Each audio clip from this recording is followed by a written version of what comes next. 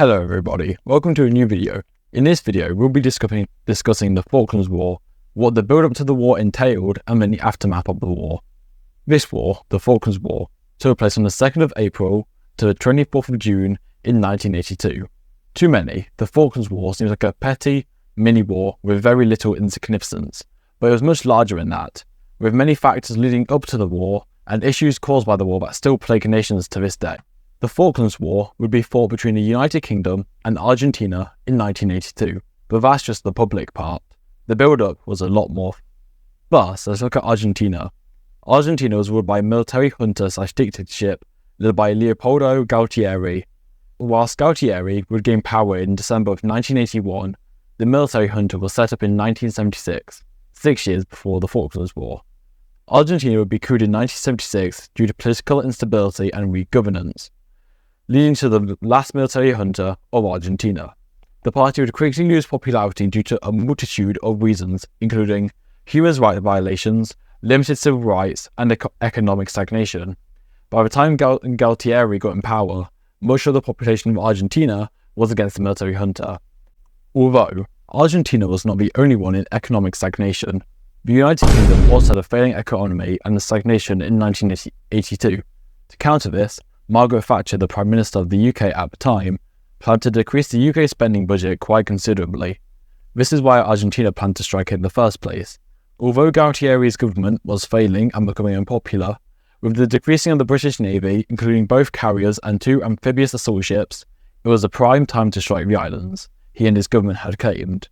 It would be a show of Argentine force to the rest of the world, and would bring great popularity to the military junta. Spoiler alert, he failed. So that begs the question, what went wrong? If they'd waited for the ships to be decommissioned, there'd be no Harriers to deal with at all. Whilst the original plan was to wait until the UK had fully decommissioned both the carriers and both assault vessels, controversy would stir when Argentine builders and scrap workers raised an Argentine flag on the South Georgia island. Due to this, the Falklands Task Force went to investigate, and the Argentines invaded the Falkland Islands with little or no resistance. Why did they not stick to the plan? Argentina did not expect the UK to try and take the islands back, and with the task force defending the islands gone, it meant Argentina could just invade with no resistance and easy peasy. So then this begs the question, why did the UK, or more primarily, why did Margaret Thatcher order the islands be taken back? There are several reasons, including British nationalism. Even if she decided not to, the British public would have rallied her to invade the islands back. Even if she had further denied that, then her career would be very much over in the next election.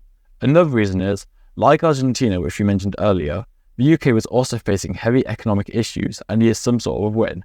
It would also be a show of power for the UK. Argentina had a very respectful military and the most influential in the South Americas.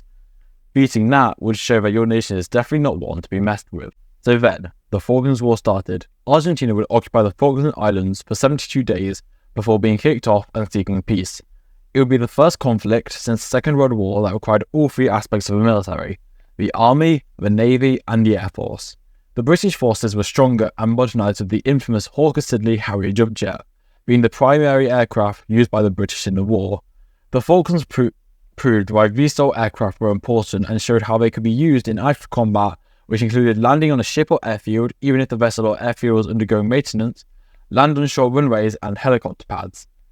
It would also lead to the longest range bombings in history at the time, travelling 6,600 nautical miles or 12,200 kilometres, which was performed by Vulcan B-2 bombers in Operation Black Book.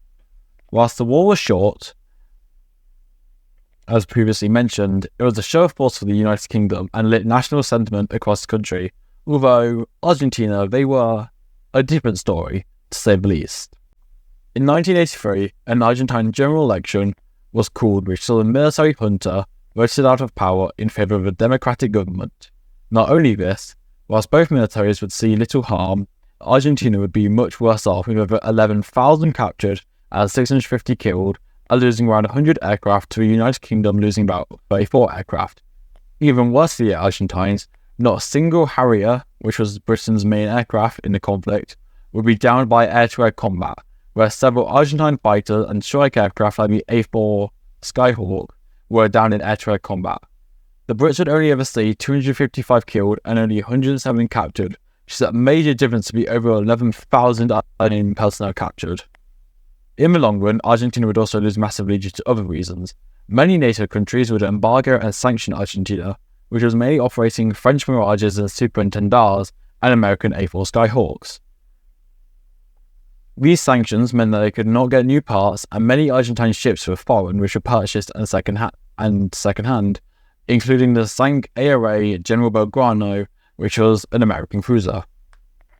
These would lead to further economic problems which the country still deals with to this day. The war would also lead to higher cooperation between the United Kingdom and the Falkland Islands, and investments beyond other things would improve post-war, and a vote of about 1,500 people, only 3 people voted to be Argentinian. To this day, Argentina still claims the islands as theirs, but after 1982, we all know what happened following a further invasion. There were also territorial disputes between the United Kingdom and Argentina in Antarctica. Overall, the war would strengthen Margaret Thatcher's political career in the United Kingdom, while also ending the last military regime in Argentina and worsening Argentina's failing economy due to the new sanctions and embargoes.